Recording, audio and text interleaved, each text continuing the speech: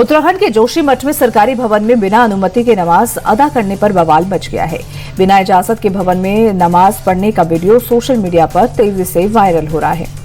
स्थानीय लोगों ने इसका पुरजोर विरोध किया और प्रशासन से कड़ी कार्रवाई की मांग की है। दरअसल किसी भी सरकारी या सार्वजनिक परिसर में धार्मिक आयोजन के लिए इजाजत लेनी होती है और अगर बिना इजाजत के आयोजन हुआ तो ये धार्मिक नहीं बल्कि कानूनी विषय बन जाता है। इसीलिए स्थानीय लोगों ने सरकारी भवन में नमाज पढ़ने का विरोध किया। संघ प्रमुख मोहन भागवत जिस वंदे भारत एक्सप्रेस से मेरठ पहुंचे उस पर हरदोई में पथराव किया गया। पत्थरबाजी से ट्रेन की एक खिड़की का शीशा टूट गया। बताया जा रहा है कि मोहन भागवत ट्रेन के E1 कोच में बैठे थे। उससे एक कोच आगे C4 पर पत्थर फेंका गया था। घटना के तुरंत बाद पुलिस और GRP एक्शन में आ गई। ट्रेन के अंदर भी चेकिंग की गई। साथ ही जिस जगह पत्थर फेंका गया था वहां पुलिस की टीम पहुंची और मामले की जांच शुरू कर दी है। उज्जैन के महाकाल थाना क्षेत्र में एक निजी होटल के बाहर उस वक्त हड़कंप मच गया जब बजरंग दल के कार्यकर्ताओं ने एक मुस्लिम युवक और हिंदू लड़की को एक साथ पकड़ा। कार्यकर्ताओं ने युवक की पिटाई करने के बाद उसे पुलिस के हवाले कर दिया। वहीं नसीम नाम का युवक दिल्ली का निवासी है जबकि लड़की हिमाचल की रहने वाली है। बजरंग दल का आरोप है कि युवक के मोबाइल में आपत्तिजनक सामग्री मिली थी जिसकी पुलिस जांच कर रही है। हालांकि पुलिस की शुरुआती जांच में मामला मित्रता का लग रहा है। थाना प्रभारी के अनुसार दोनों अलग अलग होटलों में ठहरे थे। बिहार के समस्तीपुर में बदमाशों ने कानून व्यवस्था को चुनौती देते हुए एलजेपी के नेता रोहित कुमार उर्फ अंटू ईश्वर पर अंधाधुंध फायरिंग कर दी।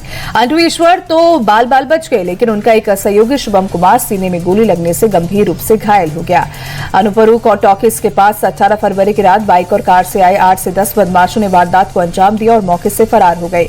पुलिस ने आपसी रंजिश में हमले की आशंका जताई है। मामले की जांच के लिए एक SIT का गठन किया गया। पुलिस का दावा है कि कुछ बदमाशों की पहचान कर ली गई है और जल्द ही सभी को गिरफ्तार कर लिया जाएगा। दिल्ली में AI महाकुंभ में शामिल होने आए फ्रांस के राष्ट्रपति इमैनुअल मैक्रों ने भारत और फ्रांस के बीच राफेल डील पर विरोध कर रहे विपक्ष को करारा जवाब दिया। मैक्रों ने कहा कि मुझे नहीं पता कि लोग इसकी आलोचना क्यों करते हैं, इसके आपके देश को मजबूती मिली है। उन्होंने कहा कि ये फाइटर जेट भारत को सैन्य रूप से और भी ज्यादा मजबूत बनाते हैं और दोनों देशों के बीच रणनीतिक साझेदारी को और गहरा करते हैं। दिल्ली के भारत मंडपम में चल रहे AI महाकुंभ का आज आखिरी दिन है। AI इम्पैक्ट समिट के उद्घाटन के मौके पर PM मोदी ने दुनिया को AI की खूबियों के बारे में बताया।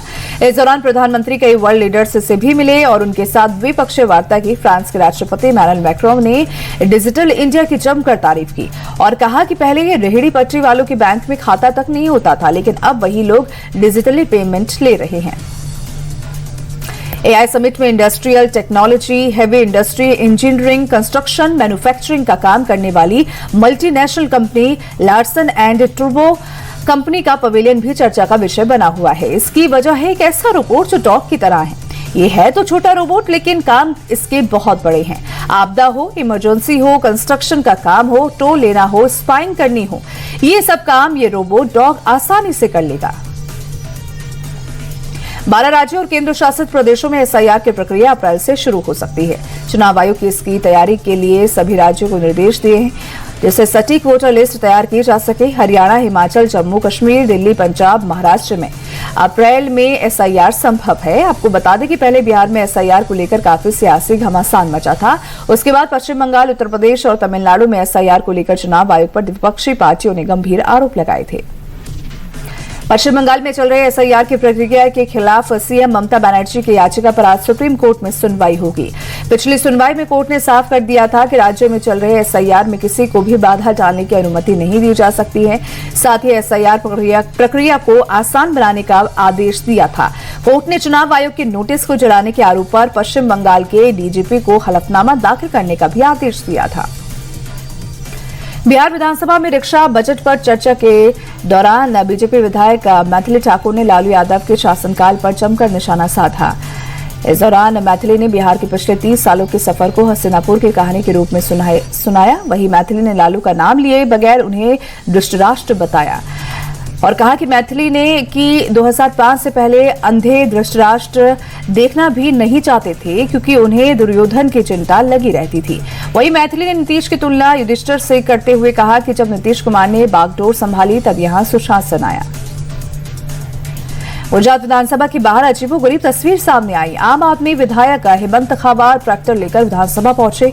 हेमंत खाबार राज्य के बजट के खिलाफ विरोध प्रदर्शन कर रहे हैं। विधायक ने कहा कि ये बजट अन्यायपूर्ण है, इसमें किसानों के साथ भेदभाव किया गया है।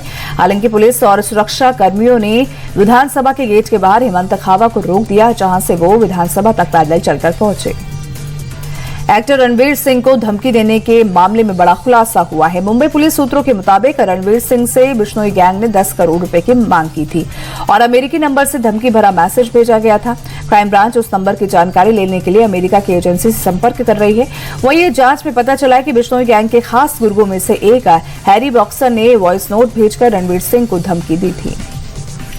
प्रयागराज के गंगानगर में दिन दहाड़े एक कार पर लाठी डंडे से लैस 10 से 15 लोगों ने हमला कर दिया और कार में सवार लोगों की जमकर पिटाई की, जिसमें 2 लोग गंभीर रूप से घायल हो गए हैं। 18 फरवरी को खुलेआम हुए हमले और मारपीट का वीडियो सामने आने पर पुलिस ने 3 लोगों को हिरासत में लिया है, जबकि 10 लोगों के खिलाफ नामजद FIR दर्ज की गई है।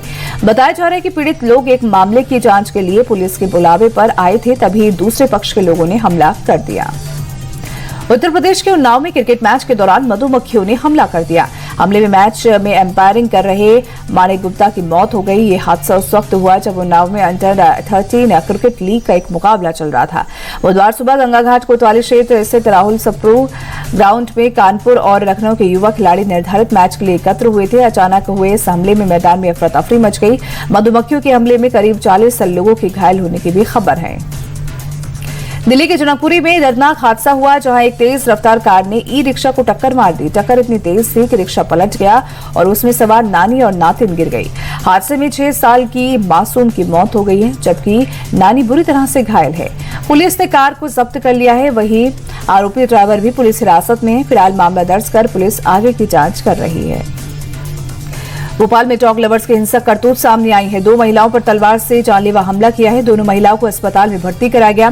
दरअसल नगर निगम ने शांता कॉलोनी से डॉग को उठाकर ले जा रहे थे, तभी डॉग लवर्स ने दोबारा डॉग्स को कॉलोनी में छोड़ दिया, जिसका महिलाओं ने विरोध किया।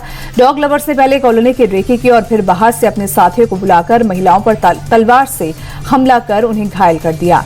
डॉग लवर्स का रेकी करते सीसीटीवी वीडियो भी सामने आया है। फिलहाल पुलिस ने आरोपियों पर हत्या का मामला दर्ज कर मामले की जांच अब शुरू कर दी है। एमपी के इटारसी में तेज रफ्तार बेकाबू कार ने 8 साल की बच्ची को टक्कर मारकर फरार हो गई। हादसे की तस्वीर सीसीटीवी में कैद हो गई। नर्मदापुरम रोड पर सड़क पार करते समय कार बच्ची को टक्कर मारकर चली गई, जिसमें बच्ची गंभीर रूप से घायल हो गई। घायल नाबालिग की हालत गंभीर बनी हुई है। फिलहाल पुलिस सीसीटीवी के जरिए आरोपी कार चालक की तलाश कर रही है। कार चालक पर हिट एंड रन का मामला दर्ज कर जांच में जुट गई है। एमपी के इंदौर में नशे में धुत स्कॉर्पियो चालक का कहर देखने को मिला। नगर निगम चौराहे पर भीड़भाड़ में दौड़ाई स्कॉर्पियो सड़क पर खड़ी बाइक और लोगों को टक्कर भी मारी। हालांकि हादसे में 7 बाइक को भी नुकसान पहुंचा है, जबकि 4 लोग घायल हो गए हैं। कई दुकानें भी चपेट में आई हैं। पुलिस ने मौके से आरोपी ड्राइवर को पकड़ लिया और ड्राइवर पर गैर इरादतन हत्या का केस दर्ज कर लिया है। नशेड़ी ड्राइवर को एक्सीडेंट का जरा भी अफसोस नहीं है और कहा कि इंसान से गलती हो जाती है। यूपी के मथुरा में गैंगस्टरों के खिलाफ पुलिस बड़ी कार्रवाई कर रही है। पुलिस ने गोविंदनगर के गैंगस्टर योगेश यादव और राजन यादव की 9.5 करोड़ रुपए की अवैध संपत्ति को कुर्क कर लिया है। पुलिस ने दोनों भाइयों पर अवैध तरीके से संपत्ति जुटाने का आरोप लगाया। पुलिस ने ढोल नगाड़े के साथ मुनादी कराकर प्रॉपर्टी के खिलाफ कार्रवाई की। वहीं संपत्ति सील के दौरान सीओ सिटी और नायब तहसीलदार की मौजूदगी में भी ये कार्रवाई हुई। यूपी के मेरठ में फ्रॉड का अजीबोगरीब मामला सामने आया है। व्हाट्सएप कॉल के जरिए 1 करोड़ सोने की खरीदारी के बाद ज्वेलर्स ने सामान किसी और को दे दिया, जबकि 1 करोड़ रुपए देने वाले शख्स को कहा गया कि आपका सामान मैंने भेज दिया है। फिलहाल पैसे देने वाले शख्स ने आरोप लगाया कि पैसा मैंने दिया है और सामान किसी और को कैसे दे दिया। वहीं ज्वेलर्स का कहना है कि मेरी फोन पर बात हुई थी, जिसके बाद मैंने ज्वेलरी दी। पुलिस ने शिकायत के बाद मामले की तफ्तीश में जुट गई है।